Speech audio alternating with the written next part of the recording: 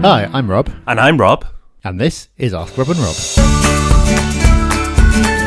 Hello everybody and welcome to our weekly Ask Rob and Rob show where you ask the questions and we give you the answers. This week, absolutely no difference to the format because it works so well. But it only works if you keep those questions coming in, and we make it really easy for you to do so. Just give us a call on 013 808 0035 and leave us a message. That's 013 808 0035, or you can do exactly the same thing by going to the website at thepropertyhub.net/ask. So now you can be thinking about what question you want to ask, and for further inspiration, let's have a listen to our first questioner this week. This is Maria.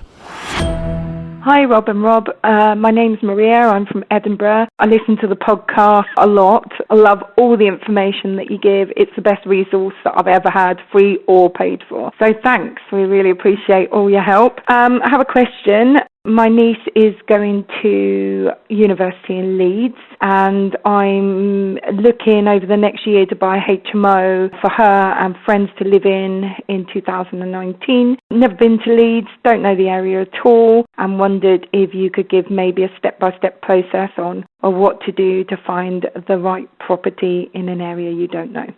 Thanks. Great question, Maria, because there's two parts to this. It's getting to know a city, but then there's your strategy, which is obviously more niche, and you're going to have to deploy slightly different tactics there to be successful. So generally, Leeds, it depends on the type of HMO you're going for. You mentioned students, so the basics, looking where the universities are, doesn't necessarily mean where they're going to live, but it'll give you an indication of sort of what side of the city, north, south, east, west, centre. So you can do that first of all. But actually, beyond that, you want to really dig in. And there's lots of websites you can use, but Spare Room is probably one of the biggest. You can go to spareroom.co.uk and you can search for where HMOs are currently advertised, so you can get an idea of volume. And it gives you areas within your town or city. So in Leeds, it'll tell you the different areas within Leeds and where's popular.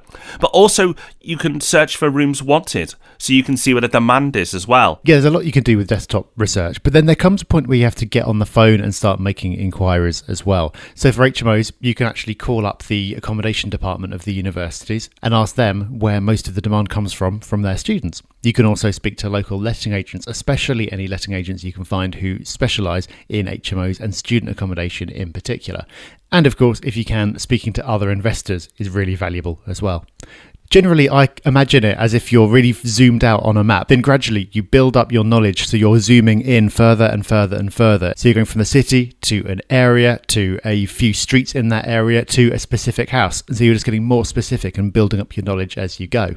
For the area that you live in, you just know this stuff because you've spent years probably building up this knowledge. But for an area you've never been before, you need to replicate the whole thing, but as quickly as you possibly can. So starting out with what are the broad areas, then getting into what are the good and the bad streets, and then finally getting down to figuring out the type of property, how much you should be paying for it, and all that kind of thing.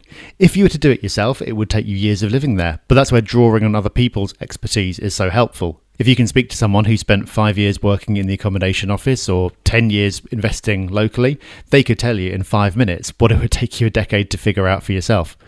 So I know it feels daunting at first when you're faced with an area that you just know absolutely nothing about, but this is a process that Rob and I have been through multiple times. We've invested in places that we really didn't know and had never been to before we found the investment case, and you really can build up that knowledge quickly just by asking the right questions of the right people and using some of the many tools that there are available to you. So thanks for your question, Maria. Next up, we've got London calling. Oh no, we've got Sam calling from London.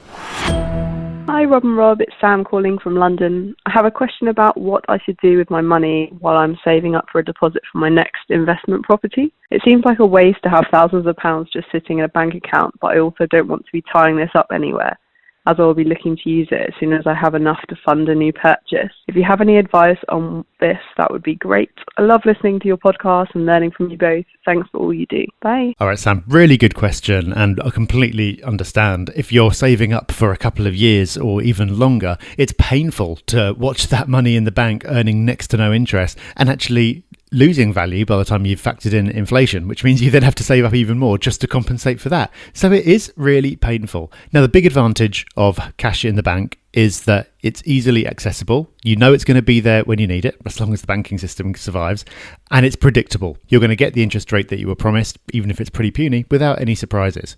And these are really important because, of course, when that right opportunity comes along, you want to be able to access your money and you want to know exactly how much is there.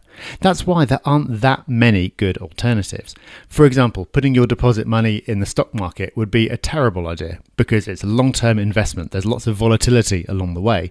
If you have money in the stock market for 10 or 20 years, it's almost certainly going to be worth more at the end than it was at the beginning. But it could very plausibly lose 20% of its value a couple of months after you put the money in, leaving you without the deposit that you need. And most alternative uses for your money have one of these characteristics. Either it's a longer term investment and involves locking your money away, or there's too much volatility than you'd want when you're just looking for something predictable over a short period of time.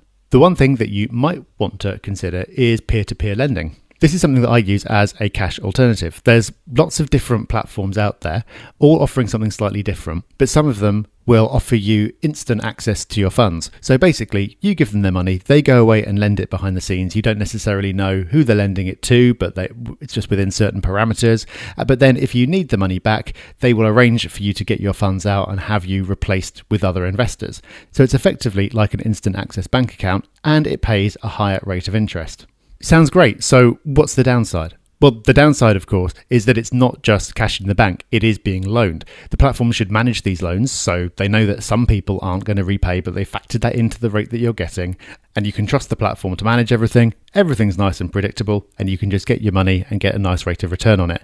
It is, of course, more risky than having your cash in the bank because you need to have faith in the underlying loans, and you're trusting the platform, which isn't as big, nowhere near as big as any of the banks. So the banks are more likely to get propped up in the event of any issues. But that's a calculation for you to make. If you want absolute safety, then keep your cash in the bank. Yeah, it doesn't feel great. It feels like a waste, but project forward. Think about what it's going to do for you and just put up with it now, knowing with certainty that in the future you're going to put that money to really good use. Well, we knew we could bank on Rob D to give us a good answer there. Thank you, Sam. Thank you, Maria. Awesome questions. We'll be back next week with Ask Rob and Rob on Tuesday, of course. Make sure you get your questions in. Super simple to do. Get yourself on the show, pick up your phone now and get in touch with your questions. And remember, on Thursday, we'll be back with the main event, the Property Podcast. So until then, take care. Bye-bye. Bye-bye.